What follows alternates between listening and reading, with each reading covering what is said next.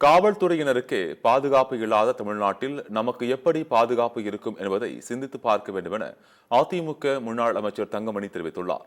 மறைந்த முன்னாள் முதலமைச்சர் எம்ஜிஆரின் 108வது பிறந்த தினத்தை முன்னிட்டு தஞ்சை தலைமை தபால் நிலையம் முன்பு பொதுக்கூட்டம் நடத்தப்பட்டது. கூட்டத்தில் சிறப்பு விருந்தினராக அதிமுக முன்னாள் அமைச்சர் தங்கமணி கலந்து கொண்டு உரையாற்றினார்.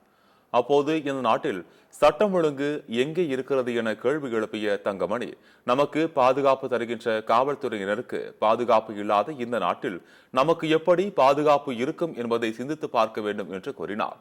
தினந்தோறும் கொலை, கொள்ளை போன்ற சட்டம் ஒழுங்கு எங்கே இருக்கிறது எனவும் கேள்வி எழுப்பினார். இந்தியாவிலேயே தமிழ்நாடுதான் போதைப்பொருள் அதிகமாக விற்கிற மாநிலமாக விளங்குகிறது எனவும் குற்றம் சாட்டினார். நம்மளை பாதுகாக்கக்கூடிய காவல்துறை, நமக்கு யார் பாதுகாப்பு தருகின்றார்கள்? காவல்துறை.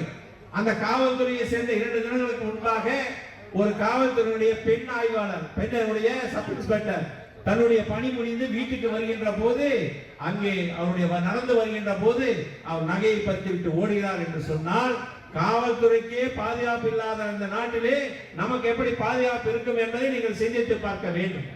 தினந்தோறும் கொலை, தினந்தோறும் கொள்ளை, அதே போல செயின் பதிப்பு என்று சொல்லி இன்று தமிழகத்திலே சட்டம் ஒழுங்கு எங்கே என்று கேட்கின்ற நிலைமைதான் இருந்து கொண்டிருக்கின்றது என்பதை சிந்தித்து பார்க்க வேண்டும்.